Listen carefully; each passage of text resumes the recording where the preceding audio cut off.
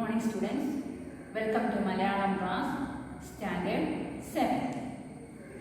നമ്മൾ ഇന്ന് പഠിക്കാൻ പോകുന്നത് കുമാരനാശാന്റെ ബാല്യത്തെക്കുറിച്ചുള്ള ഒരു പാഠഭാഗമാണ് നമ്മൾ ഇന്ന് പഠിക്കാൻ പോകുന്നത്. കുമാരന്റെ ബാല്യം. കെ സുരേന്ദ്രനാണ് കുമാരന്റെ ബാല്യം എഴുതിയത്. അദ്ദേഹത്തിന്റെ കുമാരനാശാൻ എന്ന ജീവചരിത്ര ഗ്രന്ഥത്തിൽ നിന്ന് എടുത്തിട്ടുള്ളതാണ് കുമാരന്റെ ബാല്യം. കുമാരനാശാൻ നിങ്ങൾക്കറിയാമോ? മഹാകാവ്യം എഴുതാതെ മഹാകവിയായ വ്യക്തിയാണ് കുമാരനാശാൻ. ആധുനിക കവിത്രയത്തിൽപ്പെട്ട ഒരു പ്രധാന വ്യക്തിയാണ് കുമാരനാശാൻ. ആരൊക്കെയാണ് ആധുനിക കവിത്രയങ്ങള്? ആശാൻ, ഉള്ളൂർ, വള്ളത്തോൾ. അതുപോലെ തന്നെ ശ്രീനാരായണ ഗുരുവിന്റെ നിർദ്ദേശങ്ങളൊക്കെ സ്വീകരിച്ച് SNDP യോഗം തുടങ്ങുകയും അതിന്റെ സെക്രട്ടറി ആയി തീരുകയും ചെയ്തിട്ടുണ്ട്. കുമാരനാശാന്റെ ബാല്യകാലത്തെ ചില സംഭവങ്ങളാണ് നമ്മളിന്ന് പഠിക്കാൻ പോകുന്നത്. ഓക്കെ, എല്ലാവരും പുസ്തകം എടുത്തേ. നമുക്ക് കുമാരന്റെ ബാല്യം നോക്കാം. ഓക്കെ, കുമാരന്റെ ബാല്യം. വിത്ത്, കാലാവസ്ഥ, കൃഷിഭൂമി ഇവയാണല്ലോ വിളവിൻ്റെ അളവ് നിശ്ചയിക്കുന്നത്. അതുപോലെ പൂർവസിദ്ധി, ജന്മസിദ്ധി, സമുദായസിദ്ധി എന്നിവയാണ് ഒരു മനുഷ്യൻ്റെ ഭാവിയെയും രൂപപ്പെടുത്തുന്നതെന്ന് പറയാം. പൂർവസിദ്ധി എന്ന് പറഞ്ഞാൽ എന്താണ്? പൂർവസിദ്ധി പഴയ കാലം കൊണ്ട് ലഭിക്കുന്നത്. അതുപോലെ തന്നെ ജന്മസിദ്ധിയോ ജന്മസമയം കൊണ്ട് നമുക്ക് സിദ്ധിക്കുന്നത്. സമുദായസിദ്ധിയോ സമുദായത്തിൽ നിന്നും ലഭിക്കുന്നത്. അപ്പം പൂർവസിദ്ധിയും ജന്മസിദ്ധിയും സമുദായസിദ്ധിയുമാണ് ഒരു മനുഷ്യൻ്റെ ഭാവിയെ രൂപപ്പെടുത്തുന്നത്. കുമാരനാശാൻ ജനിച്ചത് കൊല്ലവർഷം 1048 മേടമാസം 1-ാം തീയതി ചിത്രാ പൗർണമി നാളിലാണ്. പൗർണമി എന്ന് പറഞ്ഞാൽ എന്താണ്? പൗർണമി, പൂർണ്ണ നിലാവ്. അപ്പം കുമാരനാശാൻ ജനിച്ചത് കൊല്ലവർഷം 1048 മേടമാസത്തിൽ നല്ല പൂർണ്ണ നിലാവുള്ള രാത്രിയിലായിരുന്നു. ആശാൻ ജീവിച്ചിരിക്കെ ആശാനിൽ നിന്ന് തന്നെ വിവരങ്ങൾ ശേഖരിച്ച് ആത്മപോഷിണി മാസികയിൽ പ്രസിദ്ധപ്പെടുത്തിയ ആധികാരികമായ ജീവചരിത്ര സംഗ്രഹത്തിൽ പറയുന്നത് ഇങ്ങനെയാണ്. ആധികാരികം എന്ന് പറഞ്ഞാൽ പ്രാമാണികം അല്ലെങ്കിൽ അധികാരപൂർവ്വം അല്ലേ? സംഗ്രഹം എന്ന് പറഞ്ഞാൽ ചുരുക്കം. അപ്പോൾ ആശാൻ ജീവിച്ചിരിക്കുമ്പോൾ തന്നെ വിവരങ്ങളെല്ലാം ശേഖരിച്ചു വെച്ചിട്ടുണ്ടായിരുന്നു. അപ്പം ജീവചരിത്ര സംഗ്രഹത്തിൽ പറയുന്ന എന്താണെന്ന് നോക്കി. ആശാന്റെ അച്ഛൻ പേരെന്താണ്? നാരായണൻ. സ്ഥലത്തെ ഒരു മാന്യനും സാമാന്യം കാലക്ഷേപത്തിന് വകയുള്ള ഒരു ഗൃഹസ്ഥനുമായിരുന്നു. എന്ന് പറഞ്ഞാൽ കാലക്ഷേപം എന്ന് പറഞ്ഞാൽ ജീവിച്ചു പോകാൻ കഴിവുള്ള ഒരു വലിയ കുഴപ്പമൊന്നും ഇല്ലാത്ത ഒരു ഗൃഹസ്ഥനായിരുന്നു. അദ്ദേഹത്തിൻ്റെ പ്രധാന തൊഴിലെന്തായിരുന്നു? കച്ചവടമായിരുന്നുവെങ്കിലും അദ്ദേഹം പൊതുകാര്യങ്ങളിൽ വളരെ ആസക്തിയുള്ള ആളായിരുന്നു. ആസക്തി എന്ന് പറഞ്ഞാൽ താല്പര്യമുള്ള ആളായിരുന്നു അദ്ദേഹം. ആൾ നല്ല ബുദ്ധിമാനും സത്യസന്ധനും ഭക്തനും ആയിരുന്നു. അപ്പം നല്ല ബുദ്ധിമാനായിരുന്നു, സത്യസന്ധനായിരുന്നു, ഈശ്വരഭക്തനുമായിരുന്നു. മലയാളത്തിൽ നല്ല ജ്ഞാനവും തമിഴ് സാഹിത്യത്തിൽ സാമാന്യ പരിജ്ഞാനവും സമ്പാദിച്ചിരുന്ന അദ്ദേഹം സംഗീതത്തിൽ അത്യാസക്തനും സോപാന സമ്പ്രദായത്തിൽ പാടാൻ നല്ല അഭ്യാസവും ശാരീരിക ഗുണവും ഉള്ള ഒരു സംഗീത ശാസ്ത്രജ്ഞനായിരുന്നു അദ്ദേഹം. അപ്പം മലയാളത്തിൽ നല്ല ജ്ഞാനമുള്ള വ്യക്തിയായിരുന്നു. അതുപോലെ തന്നെ തമിഴ് സാഹിത്യത്തിൽ നല്ല പരിജ്ഞാനമുണ്ടായിരുന്നു. പരിജ്ഞാനം എന്ന് പറഞ്ഞാൽ അറിവ് ഉണ്ടായിരുന്ന വ്യക്തിയായിരുന്നു. അദ്ദേഹം സംഗീതത്തിൽ അത്യാസക്തനായിരുന്നു, ഏറെ താല്പര്യമുള്ള ആളായിരുന്നു. അതുപോലെ തന്നെ സോപാന സമ്പ്രദായം എന്ന് പറഞ്ഞാൽ സംഗീത രീതികളിൽ ഒന്നാണ് സോപാന സമ്പ്രദായം. അതായത് കഥകളി ഒരു സോപാന സംഗീതമാണ് കഥകളി.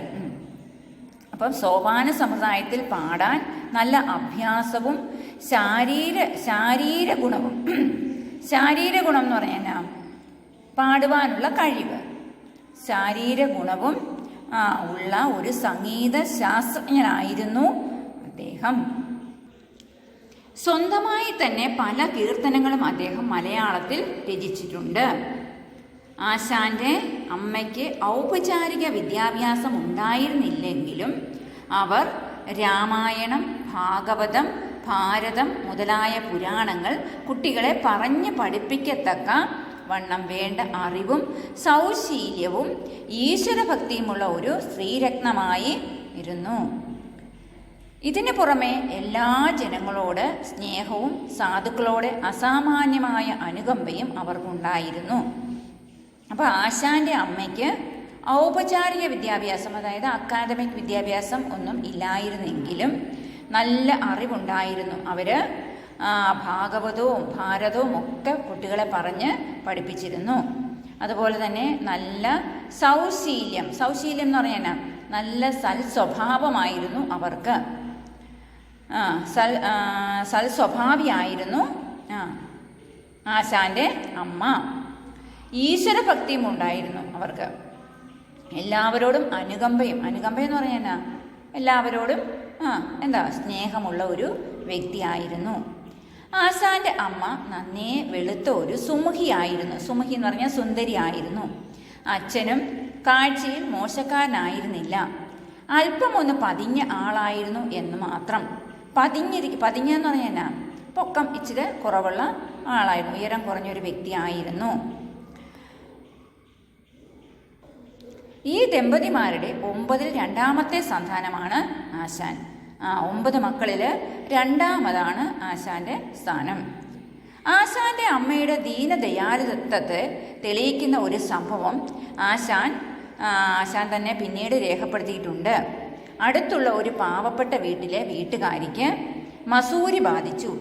രോഗം വർദ്ധിച്ചപ്പോൾ കുട്ടികളെയും കൊണ്ട് വീട്ടുകാരന് മാറി താമസിക്കേണ്ടി വന്നു.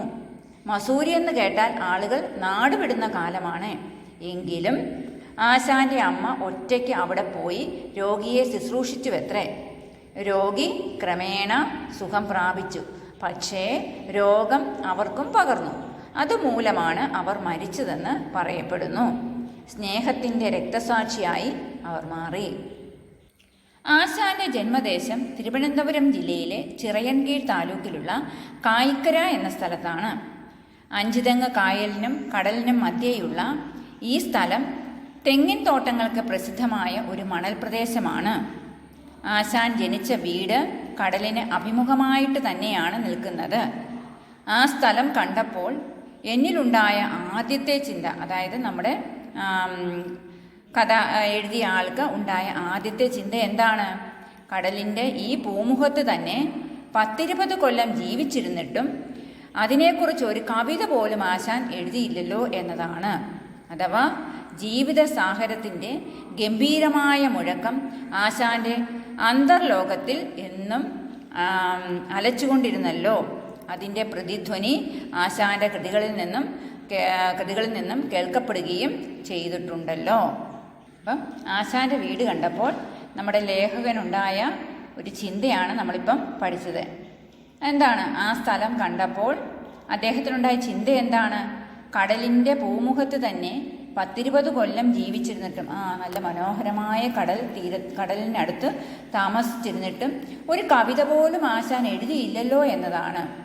ജീവിതസാഗരം എന്ന് പറയുന്നത് ജീവിതമാകുന്ന കടലിൻ്റെ ഗംഭീരമായ മുഴക്കം ആശാന്റെ അന്തർലോകം എന്ന് പറഞ്ഞ മനസ്സിൽ എന്നും അലച്ചുകൊണ്ടിരുന്നല്ലോ.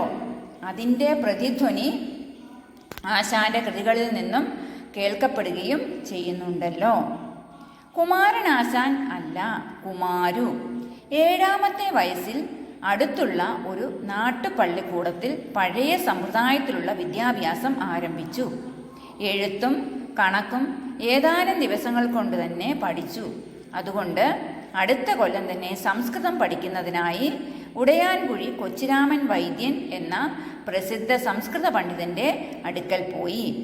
അമരകോശം എന്ന് പറഞ്ഞാൽ സംസ്കൃത ഭാഷയിലെ നിഘണ്ടുവും വ്യാകരണ ഗ്രന്ഥവുമൊക്കെ അതെല്ലാം പഠിച്ചു. പിന്നെ സിദ്ധരൂപം എന്ന് പറയാനാ അതായത് അതും സംസ്കൃത ഭാഷയിലുള്ള വ്യാകരണ ഗ്രന്ഥമാണ് മുതലായവ പ്രാരംഭത്തിൽ പഠിക്കുകയും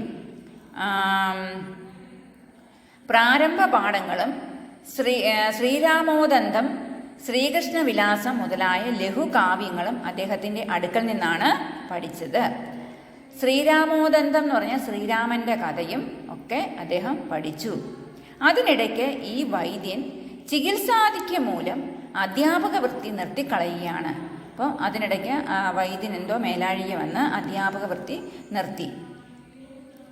10-11 വയസ്സായ ആ കുട്ടിക്ക് 1 വർഷത്തിലധികം വീട്ടിൽ വെറുതെ നിൽക്കേണ്ടി വന്നു. അധ്യാപക വൃത്തി നിർത്തിയതുകൊണ്ട് കുറച്ച് നാൾ 1 വർഷക്കാലം വെറുതെ നിൽക്കേണ്ടി വന്നു.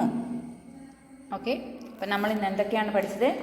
ഓരോ മനുഷ്യൻ്റെയും ഭാവിയെ രൂപപ്പെടുത്തുന്ന എന്തൊക്കെയാണെന്ന് പഠിച്ചു. എന്തൊക്കെയാണ് പൂർവ്വസിദ്ധി, ജന്മസിദ്ധി, സമുദായ സിദ്ധി, അത് പഠിച്ചു. പിന്നെ ആശാൻ്റെ അച്ഛനെക്കുറിച്ചും അമ്മയെക്കുറിച്ചും പഠിച്ചു. അമ്മയുടെ ദീനദയാലുത്വത്തെക്കുറിച്ച് പഠിച്ചു. പിന്നെ എന്താണ് ആശാൻ്റെ വീടിനെക്കുറിച്ച് പഠിച്ചു. പിന്നെ അതുപോലെ തന്നെ ആശാൻ്റെ ജീവചരിത്ര സംഗ്രഹത്തിൽ പറയുന്ന കാര്യങ്ങളെല്ലാം പഠിച്ചു. ഇനി അതിൻ്റെ ബാക്കി ഭാഗം നമുക്ക് അടുത്ത ക്ലാസ്സിൽ പഠിക്കാം. ഓക്കേ.